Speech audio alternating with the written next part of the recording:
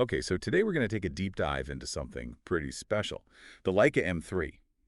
This camera, it's almost legendary, you know. Some photographers say it's the best 35 millimeter camera ever made. And the thing is, it was launched way back in 1954.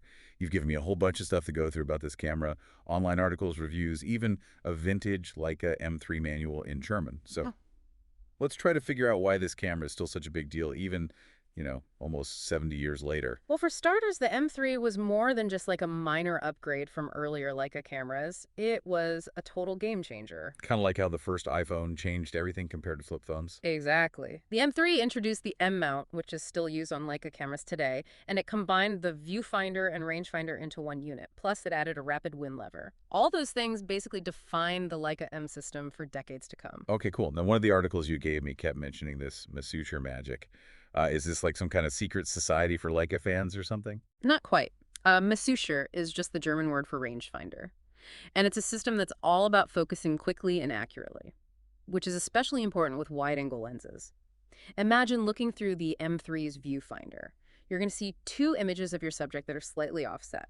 And then by turning the focus ring on the lens, you bring those two images together until they overlap perfectly. And boom, you're in focus. So you're not looking directly through the lens like on a regular SLR camera.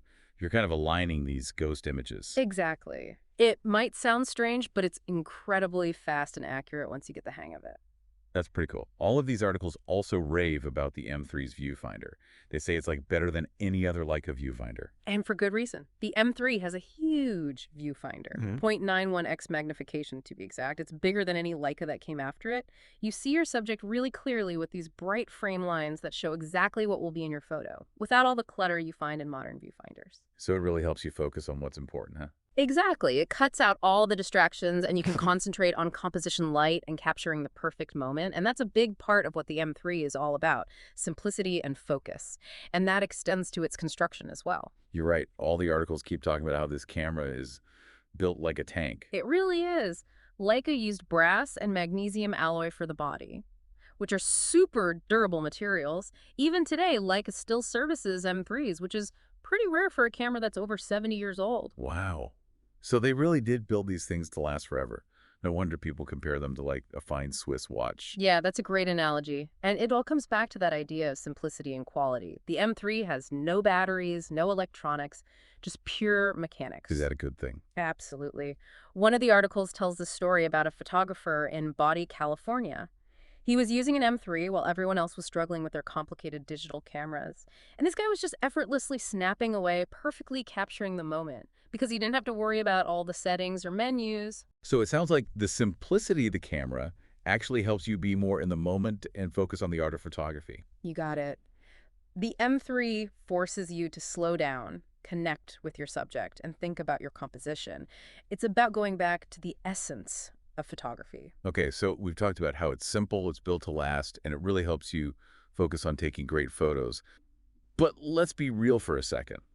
There have to be some downsides to the M3, right? I mean, even legendary cameras can't be perfect. Well, I wouldn't say downsides exactly, maybe more like quirks. For example, the M3's viewfinder doesn't have frame lines for wide-angle lenses. Oh, so how do you know what's going to be in your photo if you're using a wide-angle lens? Leica actually offered a couple of solutions. They had external finders that you could attach to the camera, and they even had these special goggles that you could put on the 35mm lens to adapt the viewfinder. Goggles for your camera lens. That's pretty wild. Yeah, it's pretty unique. So basically, Leica was like, we know this isn't ideal, but here's how you can still make it work. Exactly. They were all about practicality and making sure that photographers could get the most out of their M3s.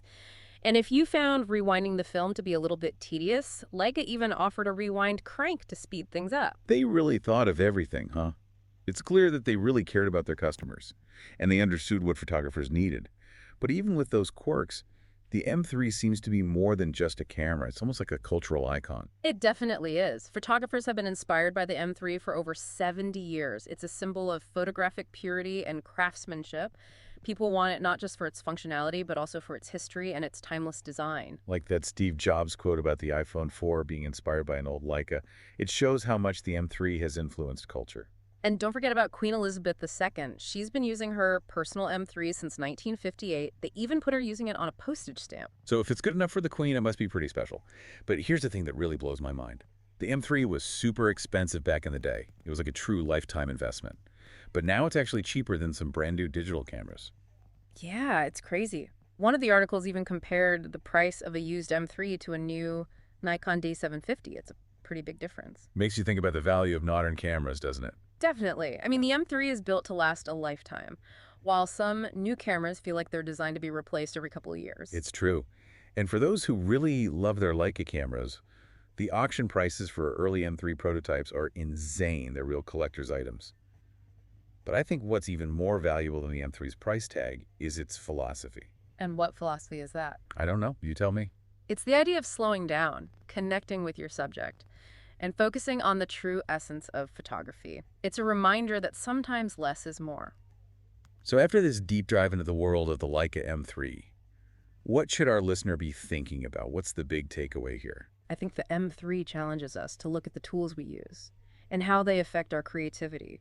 In a world that's always trying to make things faster and more complicated, the M3 is proof that simplicity and quality can be incredibly powerful. It's pretty wild to think that a camera from 1954 can still be relevant and even sought after in 2024.